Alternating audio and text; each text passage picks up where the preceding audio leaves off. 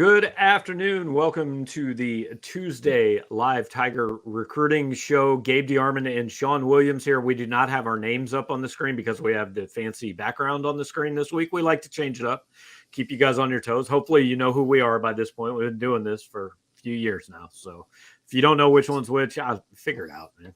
You'll get there eventually. But so yeah, Sean, what's up, man? How you doing? Not much. I'm Sean Williams, by the way, in case people don't know. But yeah, one week we'll do this and we'll just say we're the other one. No, it's going good.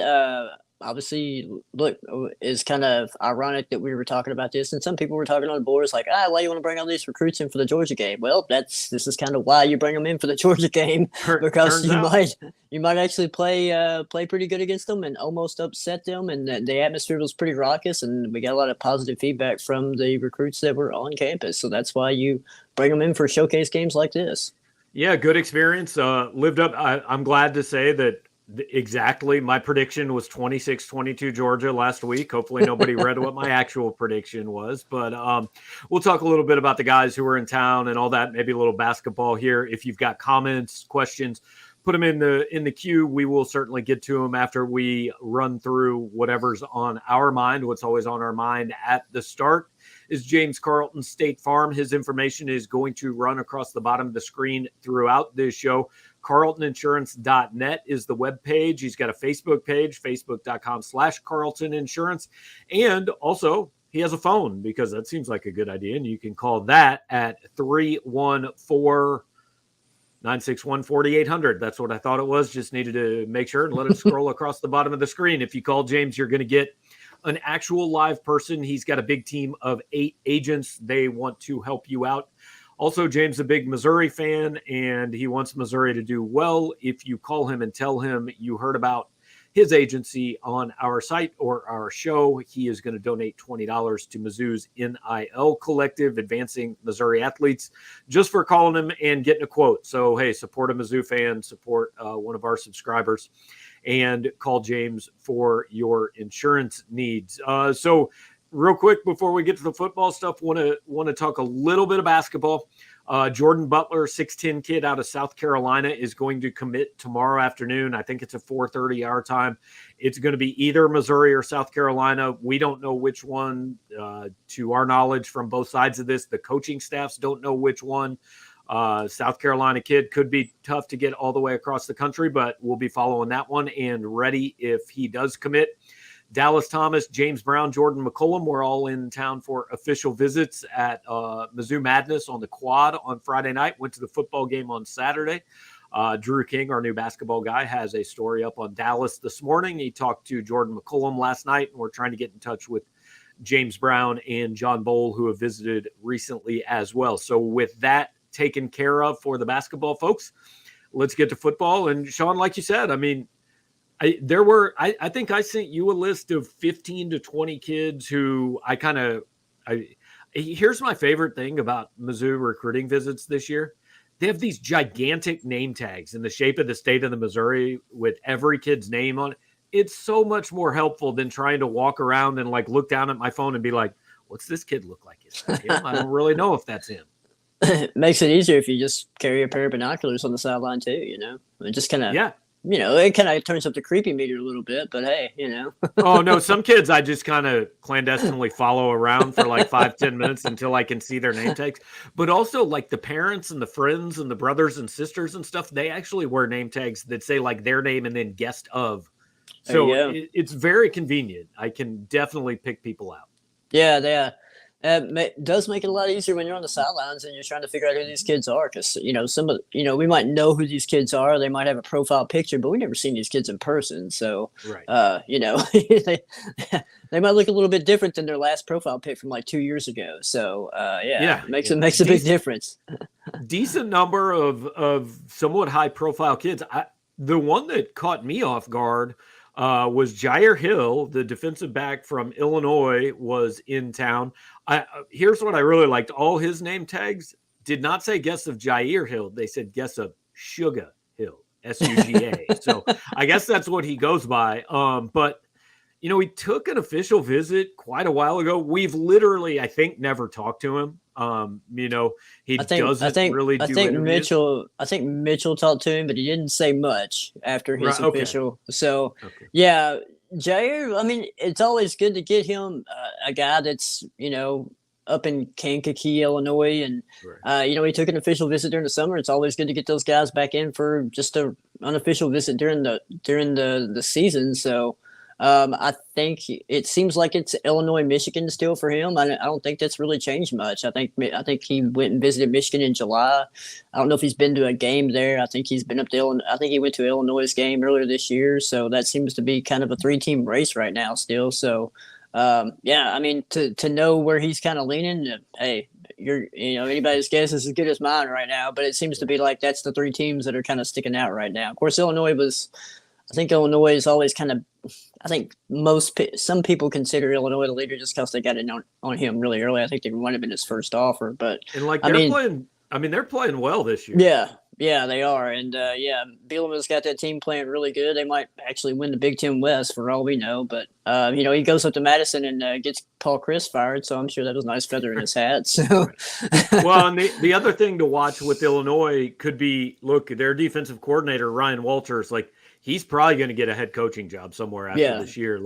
I'm not sure he'll be back in Champaign. And I don't know, again, we haven't talked to Jair Hill really, so I'm not sure if that could play a factor, but it's something to watch. And he was in town. The other guy who everybody was excited was in town, but a little reserved on it was Samuel Mpemba, because it just he was talking to Missouri coaches. He was being given the red carpet treatment. I saw him on the sidelines, and you take your shot. But like we talked about last week, it kind of seemed like Georgia's in his top 4.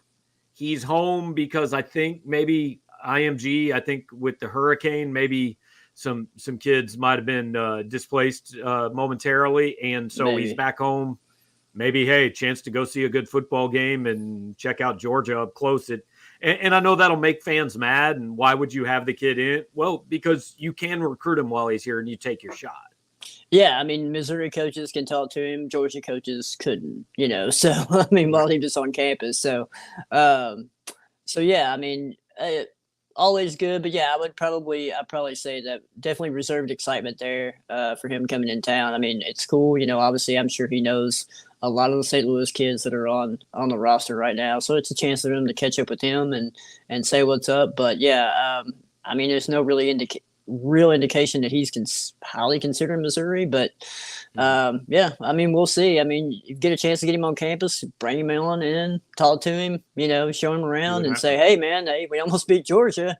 We could probably beat them if you come here, if you want. So, but that's the thing, you especially if you can play offense. Anywhere on offense, it doesn't even matter where. Just if you can play offense. Touche. So, but yeah, I mean that's why you kind of bring them in there. But yeah, I mean, I think he's gonna take an official to Georgia eventually. I know Georgia's like one of the teams that are heavily in the mix for him. So, yeah, a little bit of reservation there. Maybe he's like, oh, hey, look, it just so happens Missouri's playing Georgia. I'm gonna go check out Georgia again. So, who knows? Right. But we'll always obviously keep monitoring that. But yeah, I mean, anytime you get a 5-star on campus, it's always a good thing. Then a lot of 24, some 25 kids. I sent you a list of a decent number of kids I saw on the sidelines. A decent number of kids from Tennessee, a few from Alabama. I mean, were there any names that were on that list or that we know were here that really jumped out to you above any others? Or yeah, we keep talking about offensive line recruiting and how they're still kind of looking for people. And Brandon Salas was here. I mean, he's a kid we haven't really talked about a whole lot. Because he doesn't talk a lot, honestly. But he's a 3-star offensive lineman out of Nashville, plays for Lipscomb Academy, and that's where Trent Dilfer is the head coach. But he's got a lot of offers. He took a couple of official visits during the summer to Boston College and Cincinnati, and he was actually at Missouri during the spring, he said, and watched a practice. And Missouri offered him back in March. Kind of been flying under the radar then in terms of just how much the interest level is there. But obviously he's kind of hard to get quotes from. But he did talk to me after the visit and said, he really loved it. Obviously coming back during the season was pretty big, to kind of see the kind of see Missouri in action and get to kind of talk to the coaches and everything like that. So he's got a really good relationship with Marcus Johnson, and yeah, we'll see where that goes. I mean, he might come back for an official visit. I don't think he's in like a big hurry to take official visits right now. It might be something he's going to do after the season's over with. But it seems like Missouri's in a pretty good spot right now. Mississippi State's another team that's kind of going after him. I think he mentioned TCU, Indiana, and Florida State as well. So seems like Missouri's in a good spot with him. Obviously, Solis is like 6'8", he is large. I can confirm. Yeah. you saw him on the sideline. Yeah, and he's pretty raw too. I mean, this is his second year playing football. So yeah, I mean he's pretty raw. So look, coaches like that raw ability. Oh, only second year playing football. You're 6'8". You move really good. Like we can mold you into something really good. So college coaches really like that. Yeah, Dennis Gates might have stopped by and said hi to him too. Speaking of offensive line, it was interesting. I noticed a kid named Devin Vass out of Lakeland, Florida, picked up a Missouri offer yesterday. Like they're still throwing out new offers to offensive line. I mean, they are. Yeah. That seems to be pretty much the focus of the class at this point. Yeah, we talked about that. I mean, it's kind of something we mention, I think, every time we have a show, just how much, how many linemen, we hate to keep bringing it up, but they did miss on some offensive linemen in the summer, obviously some top targets, and they did get Logan Reichert, but they want some pieces to go with that. So, yeah, they're still openly searching for offensive linemen. They had Brandon Solis in. They offered the Devin Vass kid. He just took an official visit to Vanderbilt. And he's kind of a guy that doesn't have a lot of offers right now, but I think he got Missouri and I think Maryland offered him yesterday. And I think he's probably a kid that's like, coaches are saying like, oh, he took an official to Vanderbilt. Let's check out his film. And then they're like, hey, we need some offensive linemen too. So I think they offered, let's see, let me get his name right. Mason Goldman out of Gretna, Nebraska yesterday. Talked to him last night, and he's kind of one of those guys that's kind of, people are kind of taking notice of his film. But he said he'd been talking to the Missouri staff for quite a while. He said he wants to come visit as soon as he can. Doesn't seem to be in a hurry to take official visits or make a decision or anything like that. He's got some other schools that are really kind of talking to him as well. So, yeah, it's when it comes to offensive line, you're probably going to see a lot more offers, and you're going to see a lot of kids pop up like, Devin Vass, Mason Goldman type kids that are having pretty big senior seasons. Their film looks good, and you got a lot of coaches that are, talking to them, and then, they're kind of wait and see who offers. And then whenever offers start coming, they'll be like, hey, man, we'll extend you an offer too. How about it? Right. And then, as schools start to fill up and miss on other kids and all that, there's kind of a filter down effect. I saw Edgy Tim, who runs our Illinois high school site, tweeted out that one of Jair Hill's teammates, Tony Franklin, was here. He's a 2024 running back. His Twitter profile lists his 40 time as 4.25. So, look, I'm 100% sure that's true. And if it is, you should sign him immediately. I think if it was 100% true, yeah, it probably would be a lot of people lining up to sign him. So, yeah. Right. I think he had let's see, Jair Hill. He had another teammate here that he was a big offensive lineman, but what was his name? I don't know. He had a nickname. I wrote it down. I can't remember it now. We'll call him.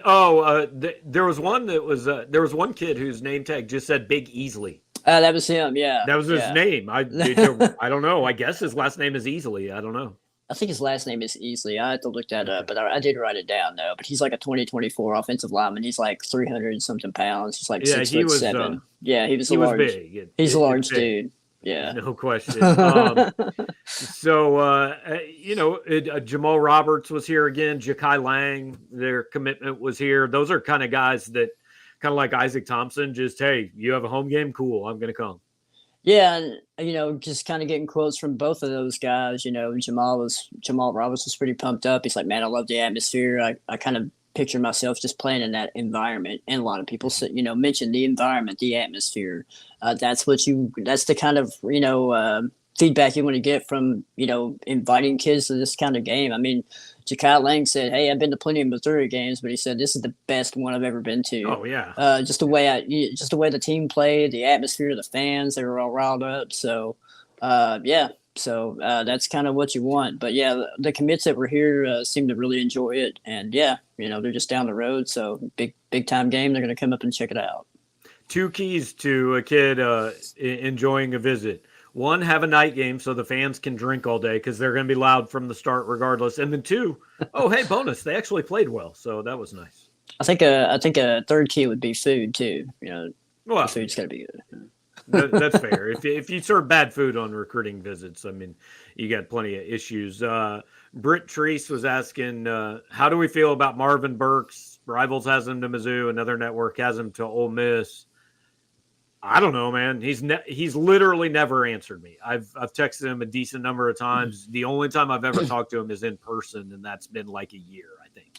I don't know when the other network tagged him to Ole Miss. That might have been during the summer. But I don't know. Because it kind of was seeming that way earlier. Yeah, it was during the summer, and then he took the Missouri official, and then he came back for the Louisiana Tech game, and then we haven't really seen or heard much from him since. I think it was Ole Miss and Texas A&M were the other officials he took during the summer. Don't know if he's taken any other visits during the season. We just kind of seems like Missouri's in a pretty good spot. I'm pretty sure Drankwitz went and saw him in the helicopter, a couple weeks ago or whatever. So, yeah. Apparently, it was October 1st that the other people forecast him to Ole Miss. And look, that's possible. We don't know. I haven't made a pick. Hey, it's a really hard one to read. Like Missouri's got a chance, but that's when about when the kids aren't talking, it's kind of just like, hey, just got to guess at that point. Right, 100%. And probably it's going to be who got the latest visit. So yeah. Kyle wants to know: do you see him going after defensive end hard? The top of the depth chart is full of seniors, but here's what's so hard to forecast on really any position. But we'll just use defensive end. I mean, Isaiah McGuire's a senior, but he could come back. Trajan Jeffcoat's a senior, but he could come back. Arden Walker's a redshirt freshman, I think. Johnny Walker has played a little bit. He's a redshirt freshman. DJ Coleman is the only guy we know. Well, DJ Coleman and Tyrone Hopper are both like in their 19th year of college or something, and we know they're not coming back. But other than that, theoretically, everybody at the position could come back. But I don't know, Sean, off the top of your head, I don't have it in front of me. Do they have any defensive ends committed in this class yet? Do you know? Oh, committed? I have to go back and look. I know they're still looking for defensive end guys. The Taj McCoy kid is one that I mentioned. We thought he was coming in for a visit. He's the kid recent offer out of Oklahoma. But we thought he was coming in for a visit this weekend. He said he was unable to. He said the coaches were trying to get him in for a visit, but he said he's been talking a lot to Missouri, and he's wanting to come in for a visit after the season. So I'm assuming he's kind of got Missouri pegged for an official visit right now. Yeah. So, and Jakai Lang is a defensive end who I think could be a defensive tackle down the road. I mean, we list him at 6'4", 240. I feel like maybe he's a little bit bigger than that, but I could be wrong. Yeah, he told me when I talked to him after his game, he said he's hovering around 245, 250 right now. So yeah, I mean he's kind of one of those guys. He could kind of be a tweener. You could probably put him at the end. You could probably put him on the inside, depending on what you want to do with him when he gets to campus. So yeah, he could be a defensive end. He could be a kicker. Who knows, man? You never know. Could be the thicker kicker. And hey, man, what a good comeback for Mevis. Yeah. I mean, after but to go 5 for 5, that was pretty clutch. But yeah, Missouri needed a touchdown in the second half. But you and Gerard can talk about that. They needed a little less Mevis and a little more crossing the goal line. But hey, nice game. So yeah, I mean, defensive end, offensive line. That I think seems to be the focus at this point. I'd say cornerback too. Cornerback safety, because we talked about the Philip Roche kid that's out of Indiana. He's another guy we thought was coming in this weekend. I kind of touched base with him, and he said he actually came in for the Abilene Christian game. He said so. Man, he's wanting to come. He's wanting to come back for either another game or an official visit. He said he talks to Blake Baker all the time. So that's another guy that they're in on pretty good, it seems. I was waiting for him to get back to me to see what other schools were kind of involved with him, but he hasn't got back to me yet. But he gave me enough information to know that Missouri's a pretty major player in his recruiting process right now. So, and still kind of just seems to be like there's nobody that we're looking at and we think, hey, a decision is necessarily imminent. That doesn't mean somebody won't decide out of the blue, but there's nothing we're really monitoring at this point in time that like, hey, we think this could happen this week. Yeah, it's just kind of one of those situations where, hey, maybe maybe I'm putting out my mid season film and seeing who else kind of jumps in the fold type of thing, and see if anybody else reaches out to me and wants me to come in for an official visit in December or something like that. So yeah, it's kind of a lull right now, just in terms of we don't really perceive anybody committing anytime soon. There's been no direct targets that have set any dates or anything like that. So like I said, and we mentioned this maybe the last two episodes we had, but we'll probably have a little bit more of a clearer picture on that, like late November, mid late November, and kind of who's coming in for official visits and stuff like that. So. Yeah, and right now, I mean, Missouri's on the road this week. They have a bye next week, so you're almost 3 weeks away from the next home game, and people are matching up football schedules, and a lot of these kids are probably going to start the playoffs here in the next 2 or 3 weeks. So it'd be kind of tough to set much of anything up until a lot of that stuff's done. Right, exactly. Yeah, and like coaches don't want to really have official visits during the season, so right, unless it just like the only time Missouri, I remember Sam Horn took his visit in October because he just said, "Look, this is the weekend that works for me," and Missouri said, "Okay." I mean, but they would prefer to do it after the season. Yeah, a situation like that, it's a little bit different. You got a guy that's like locked in and committed, so right. It's not like you're trying to wine and dine somebody that's like choosing between you and Ole Miss or Texas A&M or something like that. Right, for sure. So yeah, so I feel like we've kind of run down. I know you've been talking to a lot of these kids, getting some reaction from last weekend. You'll have some more stories throughout the week, and that's where we're at. Yeah, and I think another 24 kids. I'll have an update on those. I mean, Tajay Hopper was in, which is Tyrone's younger brother, and I think there's just going to be an endless supply of Hoppers. I really hope so, man, because it kind of confuses people. Like, who's the cousin, who's the brother? If they play like the one Missouri got from Florida last year, they will take them in perpetuity. Yeah, that's Tajay is Tyrone's.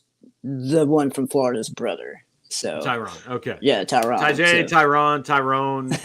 I mean, there's. I actually did. I saw Tajay at the game, and he had a shirt on that said like Team Hopper. I mean, they're close to fielding a team. They need a couple more. Well, to have probably three guys to play Power 5 football in your family is pretty good, because that seems to be the way it's going. No question. Yeah. So, all right, Sean, appreciate you taking the time like always, man, and appreciate everybody who was watching, commenting live, all that. If you did watch live, hit the like button before we shut this thing down. I think I'm actually supposed to say smash the like button. I think that's what the YouTubers say. So That's what the cool kids say, Gabe. Yeah, well, then that's not what I'm going to say. Just tap it. It's good enough. So appreciate that. And if you're listening on the podcast, which I'll put together when this is over, leave us a nice review, share what we're doing on social media, all that. Every Tuesday at 2:30. Hey, Missouri's got a bye next week. We don't have a bye. We're just still going to be here next Tuesday at 2:30. Yeah, sorry, Sean. Bad news for you, man. We still do it during the bye week.